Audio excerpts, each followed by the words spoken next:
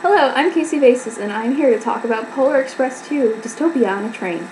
No, I'm here to talk about a film called Snowpiercer. It was directed by someone whose name I'm most likely going to pronounce, Bong Joon-Ho, in his English language film debut. He is a Korean director who I have read on the internet has received a lot of acclaim for this.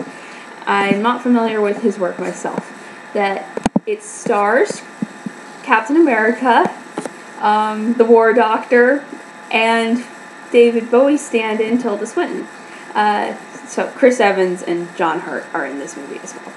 That it is being distributed by the Radius label of the Weinstein Company. If anyone has done some background research on this movie, they might realize that Snowpiercer is most likely not playing at a cinema near you, and this is because of a conflict between the director and Harvey Weinstein, who is in charge of distribution, indirectly.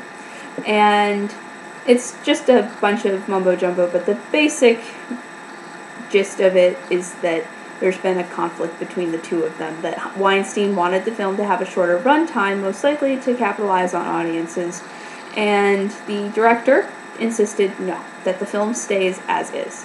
So the film has been given a theatrical release, but it's been given a very limited release. I believe they've expanded it slightly since its first week. It opened on the 27th.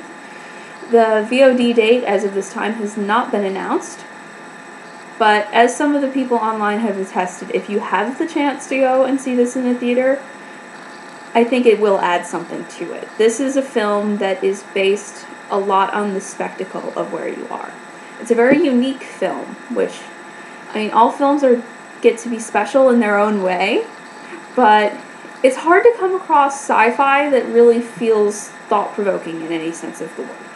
In its basic premise, Snowpiercer, it could seem kind of kitschy, that it is about, as I mentioned, it's dystopia on a train. The basic setup is that you have all of society, the world has been blacked out, and the reasoning behind it is probably the weakest part of the film, that they kind of hand-wave it away, but for the sake of the experience, it doesn't really matter. That because of this environmental disaster, which is possibly an environmental message, but it's off to the side, so let's not really worry about that.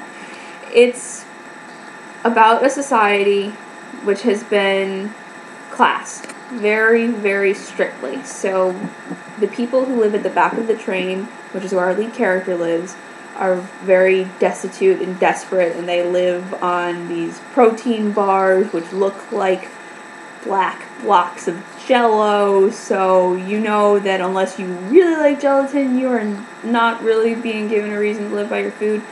And there's a backstory. A lot of them have limbs chopped off, and they're generally oppressed because they're seen as, and were at a point, stowaways on the train.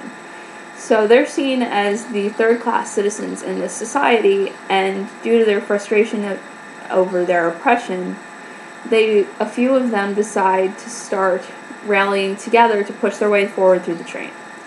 In order to do this, they have to rescue a criminal who had been held captive by the ship, who speaks another language. Throughout the course of the film, there are at least 2 languages that were spoken fairly frequently, that when it was really important to the plot that you understand the Korean dialogue, then they had a translation at the bottom of the screen. There are subtitles in this movie, but they are able to get around subtitling every single conversation by having these little voice discs that you can talk into that are automatic translators.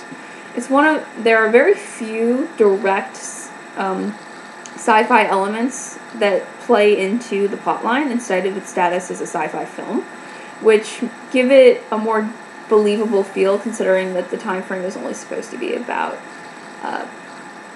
less than 2 decades from now is when the film is taking place. So you have the automatic voice translators, which we're probably not that far off from, and though it's most likely based on Google, so it's really buggy. And then you have the protein blocks, which we probably could make if we wanted to, and a new form of drug, which, knowing society, also not that hard to imagine would happen. So it feels very strangely realistic. It's plausible in a way. It's plausible enough that you can really get immersed in this world. I'm not quite sure what the budget is because I haven't looked it up, but considering the limited sets, I feel like they really had to work within their creativity. There are a couple of scenes where they have a really big set where it's very intricate and flashy, but for the most part, the bulk of the movie takes place on these train cars, so it's very enclosed. It never feels claustrophobic, and it never feels like the camera's been crowded by this space. But at the same time, there is a sense of awareness to the fact that you're trapped in this little box, because the walls are always enclosed, and the sets are limited because of that. But it really works to this film's advantage, because instead of having these gigantic set pieces where they're going out, the sets that they have to work within these confines of the train to make their own little film society work. And that gives it its nice, unique visual style. Personally, I feel like there are a couple of moments where the acting was a little over the top. It could be argued that it suits the characters that they would be over the top in the situations that they're faced with, so I completely understand if someone else disagrees with me. That there were a few moments, specifically with Tilda Swinton's character, where I didn't entirely believe what she was saying. She was playing it up for the crowd, so you could justify it in character, but for me as an audience member, it ended up feeling rather unnatural. So her performance was sort of the standout to me in that it seemed slightly below the others, or at least it seemed as if it was on a different frequency than the other cast members were on. Again, her character was at a higher station, so it could be justified. And I'm sure there's some very articulate counter-arguments, but in my opinion, she was kind of the weak link. I had no problem with Chris Evans in this role. The action was all very well done, and the subtitles are there, so if that really bothers you, then it might not be the perfect fit for you, but for me, I actually found it quite fascinating. And it made a lot of sense to me that when you have this little train that's supposed to be the representation of the world, that there would be more than just English on the train. And generally, I think that the theme of the film, while again not completely ground or ice-breaking, was well enough handled. It was a solid flick. It had a really nice visual style. It didn't feel like a complete ripoff of dystopias, and it's getting increasingly hard to do a good dystopia just because they're becoming so oversaturated. In spite of the small space, it's much better built than Divergent. Not that that's a huge obstacle to overcome. That there are some elements to the way that the upper crust is described in this movie that you could compare it to the way that the Capitol is in the Hunger Games, except this is in a darker toned movie with a quicker pace. So that ends up coming into play. And I don't want to spoil any of the plot points, because if sci-fi is your thing, if you like sci-fi at all, and you do have the opportunity to see this movie, I highly recommend seeing this movie.